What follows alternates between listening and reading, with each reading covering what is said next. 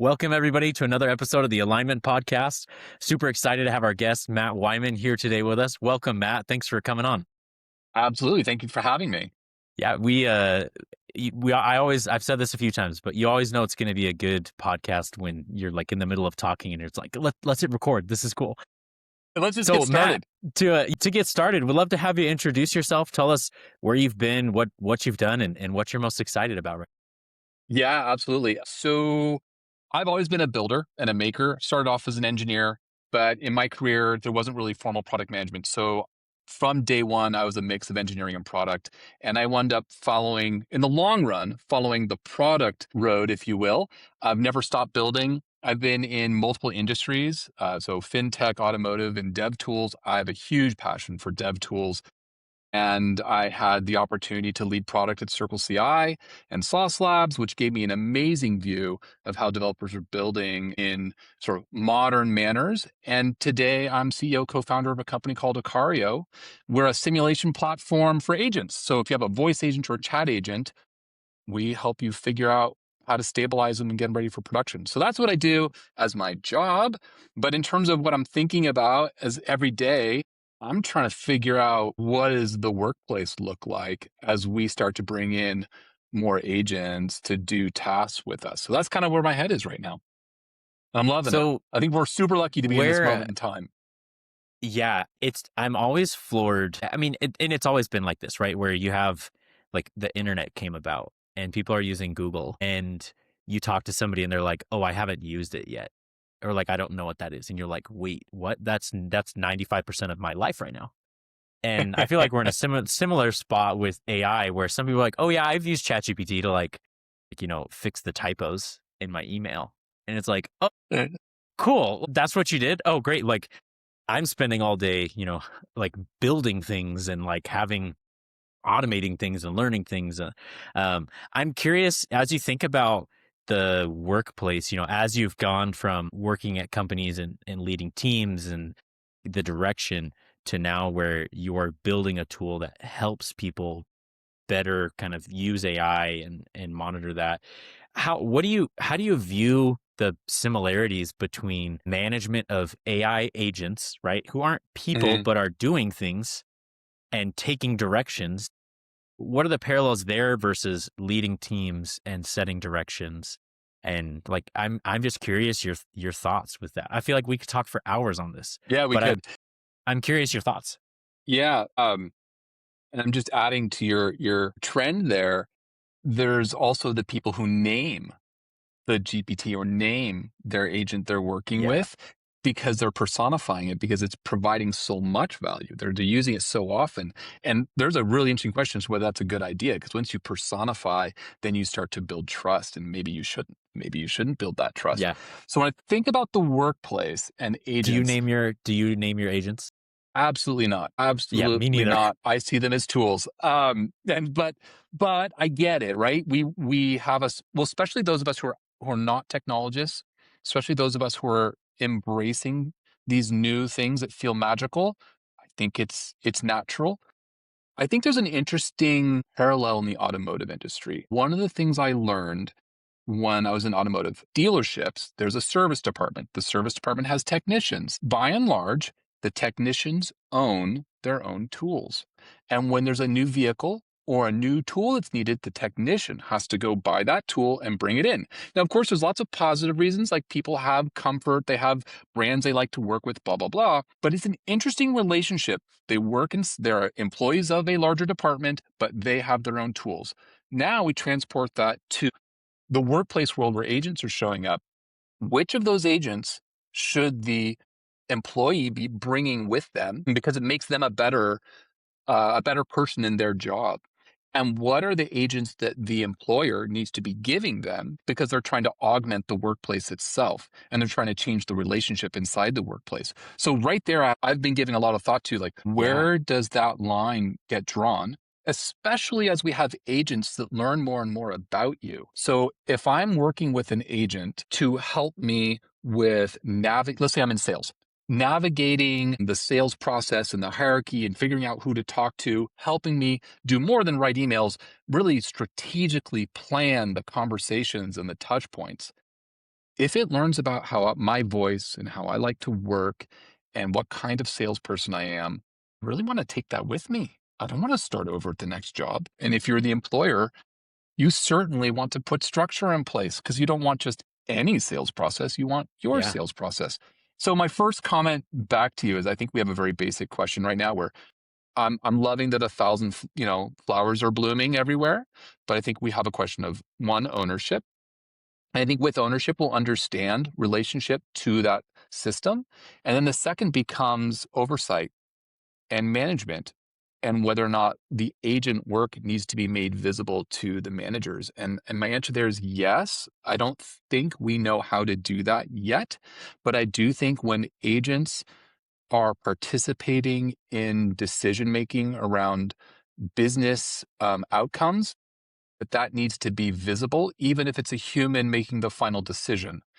I think it needs to be visible. And that's how if you take agents out of the mix, it would be true in an organization. If there was a structure where a manager is making a decision about a sale, a process for approaching that customer, the contract structure, you'd know who participated in coming up with that. So I hope that answers your question. Maybe a long-winded way of Yeah. saying Well, it's visibility. fascinating because I think my brother-in-law works in the automotive industry, and I have long been fascinated by the fact that the most valuable thing he has is his set of tools.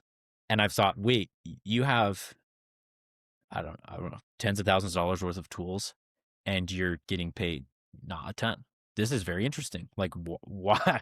This is a weird job setup. I go get a new job, and I've worked in data science most of my careers. Here's a $3,000 laptop. I was about to say, like, here's your laptop. Yeah. But then where it is interesting, especially in the developer tools space, I spent about a year and a half working on a big developer tools project, right? Like the individual preference is so strong. If you give me now a little bit less than before, because I feel like like Cursor is just kind of a great one. It takes up a lot of things. But before it was like, hey, if you give me a new laptop, great. You better give me 2 days to like set it up the way I like it. Yep. And And typically they ask you what OS you want to use first.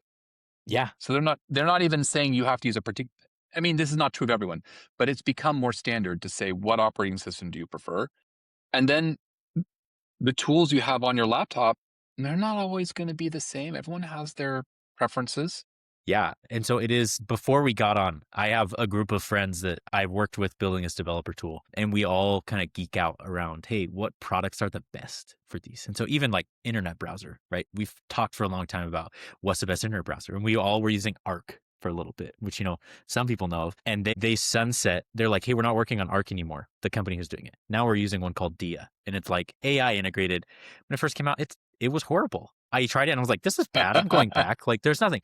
I had somebody yesterday be like, oh no, you need to try it again. And I was like, it has everything. And they didn't have this thing, but now they redesigned it in a way that's actually more useful. Um, and wasted an hour yesterday playing around with something that I'm like, this is awesome. But it really does, like, I show up to a new group, a new project, a new company, and I'm bringing this, like, and there's no world where they say, hey, you know, you can't use this web browser. You have to use Chrome.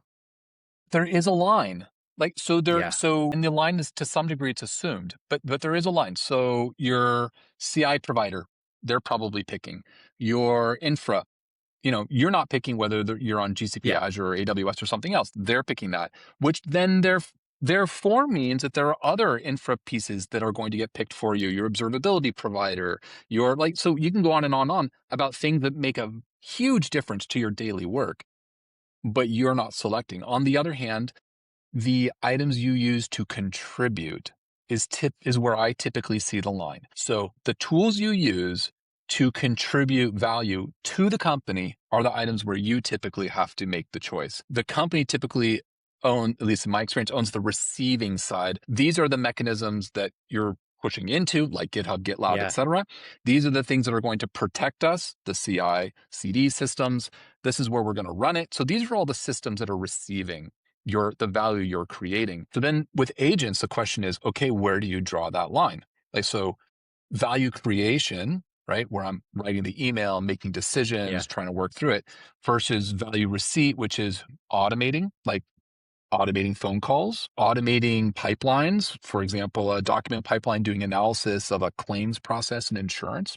Probably an agent. Claims processes are probably not going to bring that with them, even though it is like an augmented part of their job. So I don't think we've fully defined those. And I think the browser is a great example of where like that's a tool you use so you can learn, search, understand, and contribute. But we're not really, people are trying to cross these thresholds right now. And I think that's the nature of a new market is that you're starting to draw lines and Yeah.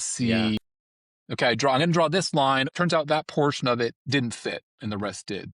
So how it always is the like ebb and flow, like the expanding and shrinking of like, oh, there's new things we have to figure this out. Oh, we're optimizing and shrinking. Oh, there's new things Mm, we're willing to have like waste in the system and wasted time. And I think it really goes strongly with if pretend AI doesn't exist in an organization. It's like, hey, we don't have processes. We're trying to figure it out, right? We're expanding. There's going to be some wasted time. We're being creative. Oh, cool. We've locked onto what works. We're shrinking down because we are now aligned around like, how do we do this? What are we doing? What are we here for? How, they have like I just have been adjacent to the like storming and forming and all like the discussion around, oh, well, how does a team get aligned and like become well oiled and working well? How do you view that process different than now we have a bunch of agents? How do we ensure that that the processes and people and the work is aligned in a direction that's useful? Or because you have with agents, you now can do way more work in less time. Should there be a greater allowance for the kind of creativity and work that's done that's not used?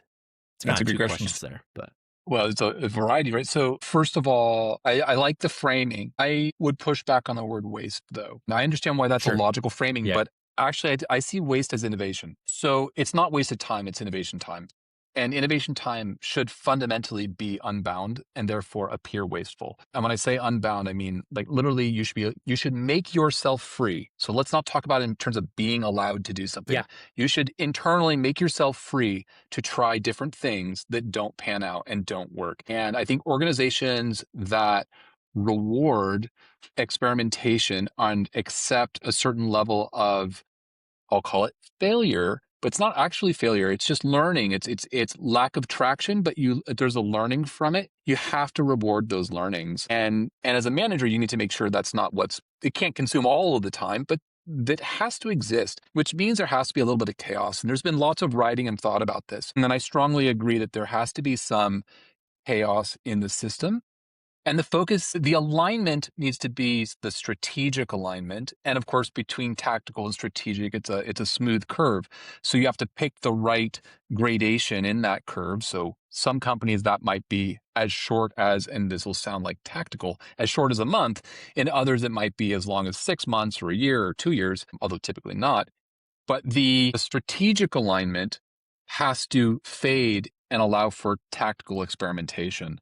And I think that's often lost amongst management organizations where you have people who, even if they don't mean to be command and control, they wind up being command and control because they're trying to maintain order at the tactical level, which then makes them perceive work that isn't aligned to their tomorrow's deadline and tomorrow's expectations as waste.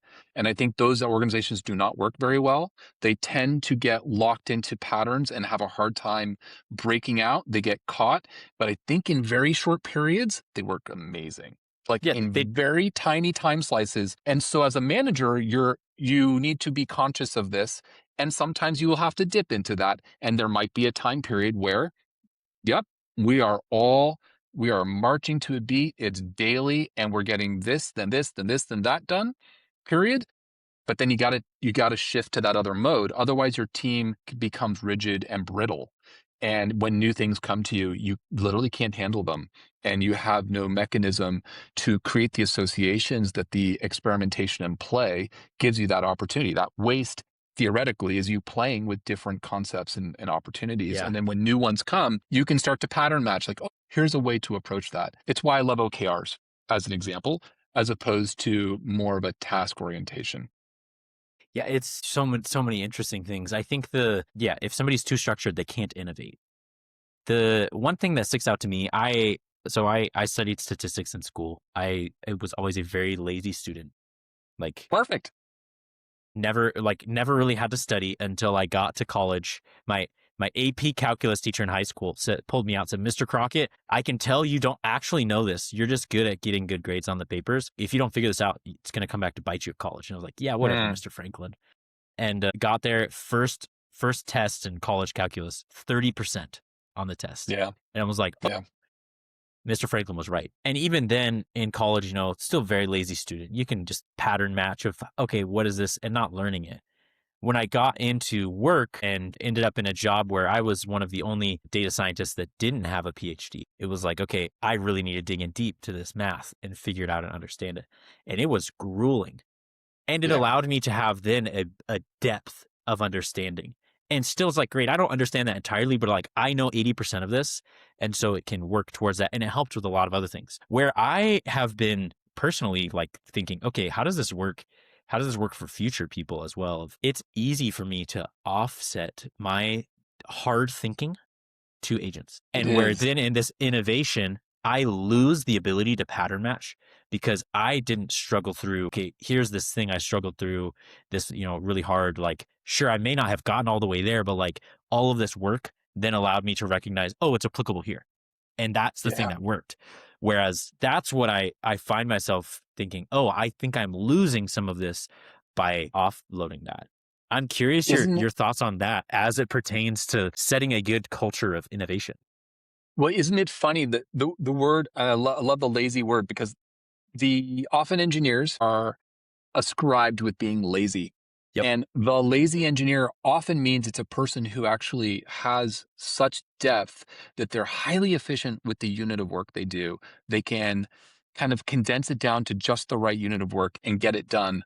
What looks like from the outside a short time of effort, but actually there's a whole thinking time that happened ahead of the effort time, and the whole package is still the right unit, but they look lazy. Also, there's also this notion that the lazy engineer, they're trying to automate things all the time because they don't really want to have to do that kind of work on a regular basis. That's the positive end of it. And I think it fits really well with innovation.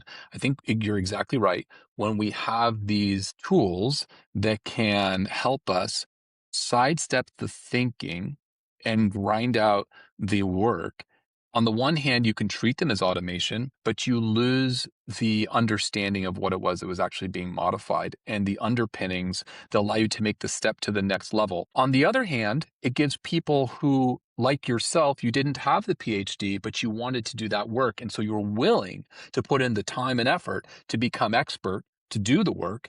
It gives you the opportunity with agents to be an explorer.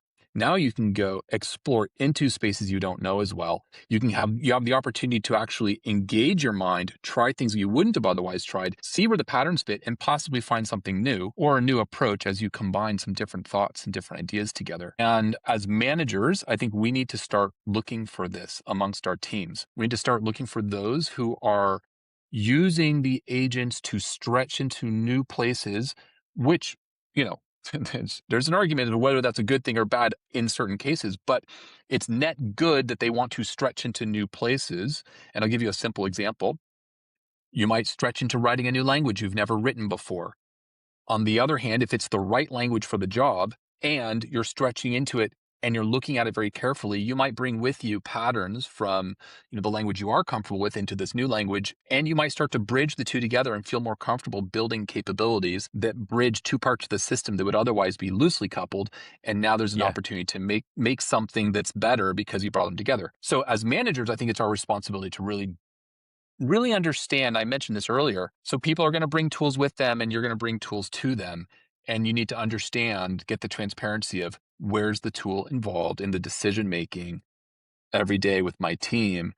Do I have members of my team that are using the tools to put their feet up and lean back intellectually? And do I have other members of my team that are using these tools to stretch into new areas and contribute new value to the larger system? And I'm 100% sure that it's not uniform. We're going to see people start to fall on either end of that spectrum. And we'll see I don't know how many, I don't know what the percent will Yeah. be, I don't know the split, blah, blah, blah, blah, but I guarantee that that's going to happen. I'm already seeing it amongst organizations that I have exposure to. Yeah, that's fascinating. Yeah, I mean this is the future of the workforce. You know, it's no longer, hey, who's phoning it in and pretending to work more. It's who's just using ChatGPT and pasting it versus who's using it to dig in and provide more value. So it is, the divide just continues to widen. Well, the worry is it's a slippery slope.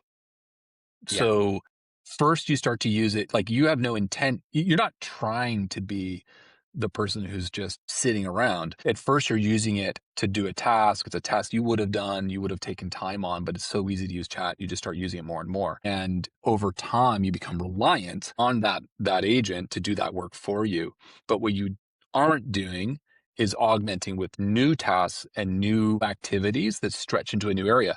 And that could be the fault of the manager of or of the organization itself not expecting more of you. And so that's a uncomfortable relationship that needs to exist. As we bring agents in, I think we do need to also expect more of the people who are using them, but not necessarily just more units processed. In other words, if you're doing a particular task, it's not just like, oh, you're going to do 10x that number of tasks. I think this is kind of this 10x idea. I think it's the flaw in the 10x idea. No, we want you to now do, yeah, that task is happening. And now we want you to do prime, like whatever the next thing is. Go stretch into a new space. Go add more value elsewhere, maybe where we wouldn't have had capacity. Fill in the gaps in the activities in the business. I think the managers, I think the folks who are responsible for the larger system, they need to bring that to the table. I don't expect anyone at any level to necessarily intuit what they might be able to push into. To some degree, that door needs to be open for them. And I think it's the responsibility of the organization and management to make those opportunities visible to people to stretch into. That's amazing. This has been awesome. To wrap up, if people want to follow along with the company you're building and the future of the workplace that you're imagining, where can they best find you at? Company is called Okareo, Okareo. And come check us out. And I'm Matt at Okareo.com. And feel free to send me an email. Happy to chat. Awesome. Well, thank you so much, Matt. This has been awesome. Absolutely. Thank you. It's been fun.